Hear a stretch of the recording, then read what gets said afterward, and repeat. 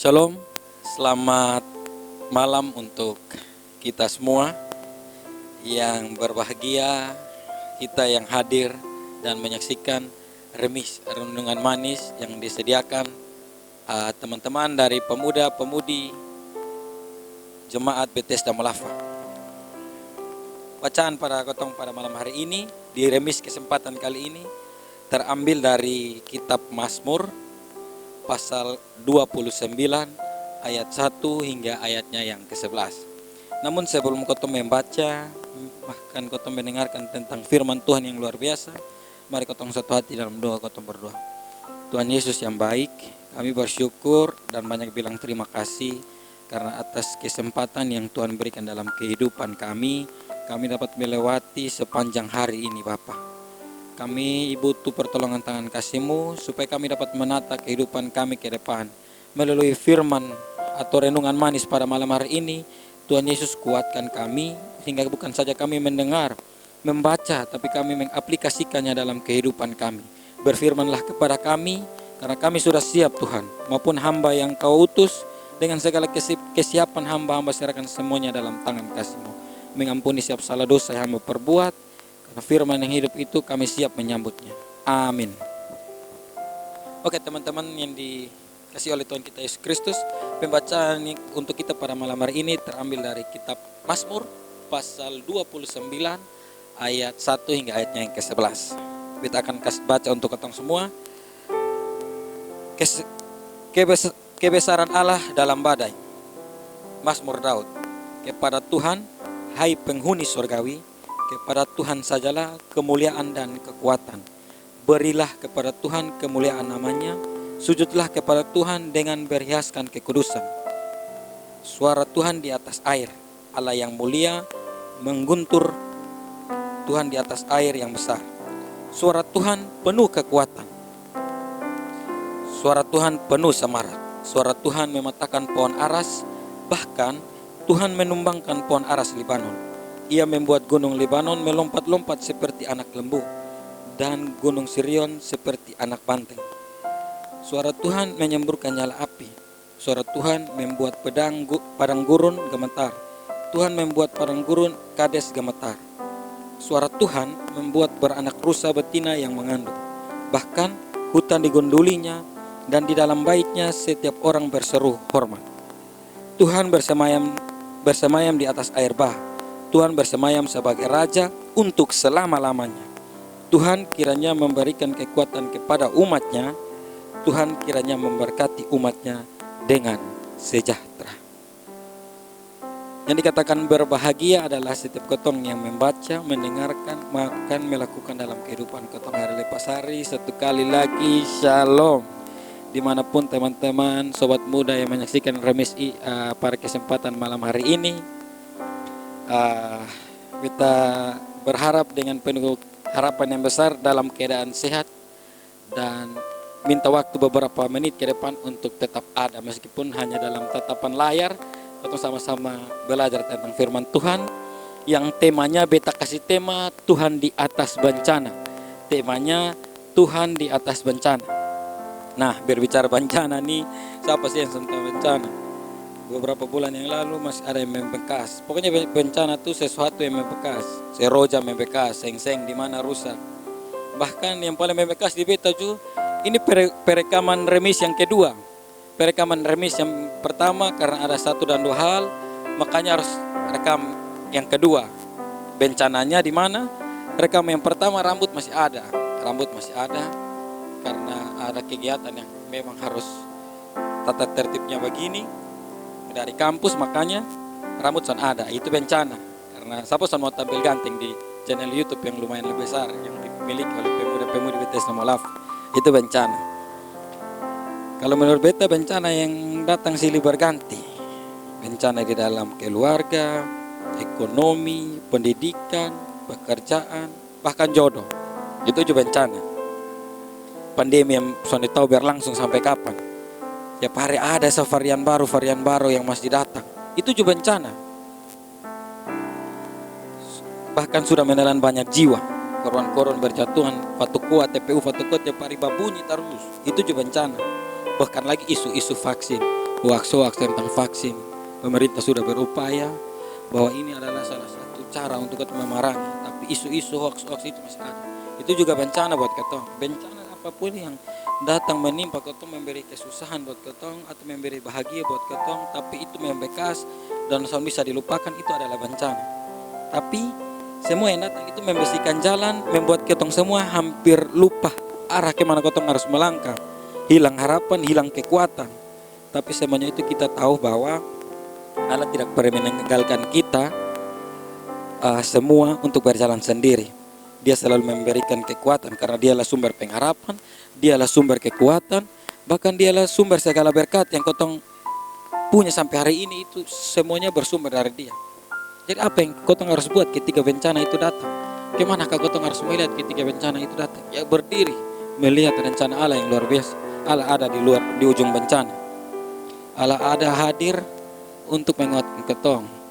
Contohnya begini, ketika di sekolah, ketika ujian itu, kalau masih dalam proses belajar mengajar, guru tuh selalu berikan materi, tapi saat ujian guru diam. Jadi bencana yang datang itu bukan Allah tidak melihat ketong, tapi Allah melihat bagaimana anak-anaknya menghadapi ujian. Apakah materi yang selama ini dia kasih, apakah kekuatan yang selama dia ini kasih, dia bisa pakai pada saat di ujian atau tidak. Itu contohnya kita berdiri melihat pandangan Allah yang luar biasa. Nah, sobat muda yang dikasih oleh Tuhan kita Yesus Kristus, pemazmur menyatakan kepada kita bagaimana kemahakuasaan Tuhan yang tidak dapat kita batasi. Dalam sejarah banyak cerita dewa-dewi, raja-raja. Mungkin di dalam sejarah, di dalam kita melihat dalam Alkitab itu banyak dewa-dewa, penguasa-penguasa yang dengan dompet kekuatan, dong mau rebut pemerintahan duniawi, mau kasih kalah Tuhan. Contohnya itu menara Babel tuh, orang-orang datang berbondong bangun menara setinggi langit mungkin. Tapi Tuhan hadir di sana untuk mengacaukan. Berarti apapun yang manusia rencanakan, apapun yang manusia buat, itu tidak bisa melebihi kekuatannya manusia, kekuatannya Allah. Contoh, di Cina tuh ada isu-isu bahwa kasih hidup kembali manusia di 200 tahun yang lalu. Tapi itu kan baru prosesnya, tidak ada hasilnya. Ada yang juga buat robot tapi tidak sama kayak manusia, robot 3G tapi tidak bisa kasih napas, mesin yang kasih gerak. Berarti setiap apa yang manusia ciptakan tidak bisa menandingi kemahakuasaan Allah. Itu yang pemazmur menyatakan kita pada malam hari ini.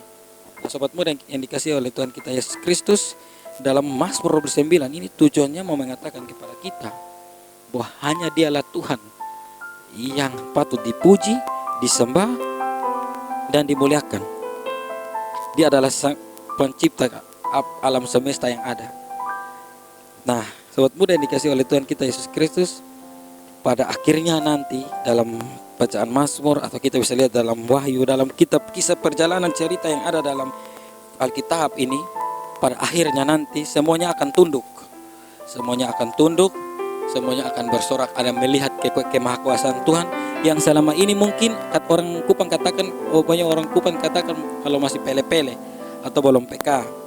Nah, di sini kita akan lihat bahwa segala yang bernapas akan memuji Tuhan. Karena dalam Tuhan semuanya, kita tahu bahwa semuanya itu adalah miliknya Tuhan. Dia raja di atas segala raja, dia Allah di atas segala Allah. Dia bukan ilah-ilah yang lain. Dia Allah yang bisa mampu menopang, menjaga kehidupan saya dan saudara. Seroja, COVID, bencana alam, apalah yang masih ada. Tapi saudara dan saya masih ada, masih sama menikmati lentuhan remis pada malam hari ini. Itu semua karena Tuhan yang luar biasa. Nah, di kesempatan kali ini firman juga mau kembali mengingatkan kita bahwa ada banyak hal yang bisa saja membuat kita lupa akan kebenaran. Bisa saja kita lupa akan kemahakuasaan Tuhan. Bisa saja kita sering ragu-ragu dengan cara Tuhan dalam setiap rencananya kotong. Karena kotong berpikir Tuhan ini kayak sonde adil. Apa yang beta rencanakan sonde jalan sesuai realita. Tapi harus berpikir bahwa mungkin apa yang beta rencanakan itu berdampak buruk buat beta sendiri. Makanya semuanya beta harus perlu berserah. Biar kuasa Tuhan yang terjadi atas beta kehidupan. Maka semua harapan-harapan itu beta percaya Tuhan yang kasih. Maka semua itu jalan sesuai dengan apa yang Tuhan mau. Nah, akhirnya kalau ada perbedaan antara orang yang tidak mengandalkan Tuhan, tidak melihat kemahakuasaan Tuhan dengan orang yang melihat kemahakuasaan Tuhan, kita mulai dari orang yang tidak melihat kemahakuasaan Tuhan, di mana mereka melakukannya dengan keinginan mereka sendiri, dengan kemampuan mereka sendiri, dengan nalar mereka sendiri, dengan kesanggupan mereka sendiri, dan pada akhirnya itu mereka rasa bahwa mereka tidak lagi membutuhkan Tuhan. Kemahakuasaan Tuhan itu sudah digantikan dengan apa yang mereka rasa bahwa mereka mampu. Nah, di situ akan membuat mata iman kita menumpul. Ketika mata iman kita menumpul, kita akan melakukan semua segala sesuatu itu dengan pikiran kita sendiri, dengan kekuatan kita sendiri, dengan rasa mampu kita sendiri. Tidak lagi mengandalkan Tuhan. Itu poin di mana orang yang tidak mengandalkan Tuhan. Tapi kalau orang yang mengandalkan Tuhan, dia bangun pagi saja dia terlalu bersyukur. Kan ada ada kata-kata bilang orang bisa beli obat tidur untuk dia minum dan dia tidur. Tapi dia bisa beli obat bangun untuk kasih minum dia dan dia bisa bangun. Jadi semua segala sesuatu itu dia bersyukur ketika dia bisa bangun pagi, dia bisa menghirup napas segar, ketika dia makan kosong, ketika dia sudah ada pekerjaan, dia selalu mengungkapkan semua itu dengan rasa syukur. Nah, ini perbedaan antara mana orang yang sudah mengandalkan Tuhan, sudah melihat kemahakuasaan Tuhan dengan melihat kemahakuasaan Tuhan. Kemahakuasaan Tuhan itu sudah perlu hal-hal besar, rumah besar, mobil banyak, motor banyak. Tapi kemahakuasaan Tuhan itu kita bisa lihat dari hal-hal yang kecil. Kita masih ada, masih dipelihara, keamanan masih ada. Berapa banyak orang yang hari ini terpapar COVID. Tapi kalau saya dan saudara masih ada sampai sini dengan penuh kesehatan, itu adalah kemahakuasaan Tuhan. Oke. Next. Sobat muda yang dikasih oleh Tuhan kita Yesus Kristus, ada 3 poin yang beta mau kasih. 3 poin yang beta mau kasih. Mana poin pertama pada bacaan ini? Bahwa Tuhan menyatakan diri melalui suaranya. Tuhan menyatakan diri melalui suaranya. Di mana kita lihat ayat 1 sampai ayat 11, di start dari ayat 3 sampai ayat ke-9, itu kita lihat suara Tuhan, suara Tuhan, suara Tuhan, suara Tuhan. 7 kali dia menyatakan bahwa suara Tuhan. Nah, di situ bukan mau menakuti kita, tetapi dia mau memberikan kita suatu kekuatan bahwa dia hadir bagi anak-anaknya, umat pilihannya. Dia tidak pernah meninggalkan bangsa Israel dalam bencana yang begitu besar. Suara Tuhan hadir, suara Tuhan hadir. Kemahakuasaan Tuhan turun atas mereka. Jadi tidak ada alasan bahwa dia tidak percaya kuasa Tuhan. Tuhan itu selalu hadir bersama-sama dengan kita. Yang kedua, Tuhan dan berkat bagi umatnya. Kita tahu bahwa sampai sekarang kita masih dicukupkan, meskipun agak kurang-kurang kalau menurut manusia, tapi menurut Tuhan itu cukup. Bagaimana lu cara mengucap syukur untuk mencukupi dia. Nah, berkat dan kekuatan yang kau masih ada, kesehatan yang kau masih ada, yang kau terima sampai ini, itu adalah semua dari kemahakuasaan Tuhan, pemeliharaan Tuhan yang sangat luar biasa bagi kau. Jadi Tuhan hadir itu bukan saja membawa kekuatan bagi tong, tapi pertumbuhan iman bagi setiap umatnya. Itu yang kedua. Dan yang ketiga, yang terakhir, berakar dan bertumbuh dalam Tuhan. Ada suatu istilah di mana ketika contohnya kau tanam sayur di tanah, di karang, maka sayur itu akan subur. Tapi kalau kau tanam di bekas kandang sapi, kandang ayam, itu sayur akan tumbuh subur karena dia berada di tanah yang subur. Ini akan mengajarkan ketong bahwa ketika kotong hadir dalam suatu wadah, katakanlah organisasi pemuda di gereja begini, ini akan membuat kotong untuk bertumbuh. Ketika kotong bertumbuh dan ada dalam wadah yang tepat, kotong dapat peka, kotong dapat mengerti di manakah suara Tuhan itu hadir.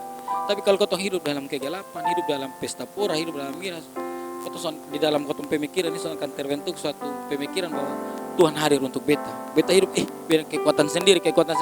Tapi di wadah-wadah seperti inilah yang membuat kotong akan terus bertumbuh dan berkembang dan terus menuju kepada arah yang benar, melihat kemahakuasaan Tuhan, melihat bahwa Tuhan tidak pernah meninggalkan ketong. Nah, itu 3 poin penting yang teman-teman harus catat. Kalau lupa kan bisa putar kembali lagi video untuk teman-teman lihat atau dengar apa yang tadi sudah disampaikan dari ketiga poin itu. Ada kesimpulan, saya belum ketemu mengakhiri firman ini, ada kesimpulan bagi kotong bahwa kekuatan Tuhan menghadirkan bencana. Namun bagi orang yang setia dan percaya, kedahsyatan Tuhan sekaligus menghadirkan penghiburan dan berkat. Tangan Tuhan tidak pernah terlambat memberikan pertolongan. Selalu ada harapan dalam setiap bencana. Jangan takut. Sekali lagi masih mengandalkan Tuhan, maka selama itu masih ada harapan bagi kita. Nah, sobat muda yang dikasihi oleh Tuhan kita Yesus Kristus, saya mau katakan bahwa kemanakah kita harus melangkah dalam saat-saat seperti ini? Kemanakah kita harus berteriak minta tolong dalam saat-saat seperti ini? Kemanakah kita harus meletakkan masa muda yang penuh dengan harapan dalam saat-saat seperti ini, penuh dengan ancaman? Maka beta mau ajak kotong semua kembalilah kepada pertolongan yang Tuhan berikan, kepada kemahakuasaan Tuhan. Harapan itu selalu ada, senantiasa menemani saya dan saudara dalam setiap kehidupan sehari-hari kayaknya kotong. Jadi harapan yang selalu ada dan senantiasa selalu menerima kotong apa adanya. Kurang-kurangnya kotong, jelek-jeleknya kotong, Tuhan tidak pernah membatasi dia bekerja dalam kotong kehidupan. Tapi baliknya, kotong yang terkadang membatasi Tuhan bekerja dalam kotong kehidupan. Mungkin itu saja yang dapat membagikan untuk kotong pada kesempatan kali ini. Tuhan memberkati kotong dengan firman-Nya. Amin. Oke, untuk kotong mengamini kotong punya firman pada malam hari ini yang sudah menguatkan kotong, kotong akan sama-sama tutup dengan doa syafaat. Itu siapkan hati, pikiran, tolong menghadap Tuhan di dalam doa. Kotong berdoa. Allah Bapa kami yang di surga, terpujilah nama-Mu, Bapa yang luar biasa, yang selalu senantiasa menguatkan kami oleh firman-Mu.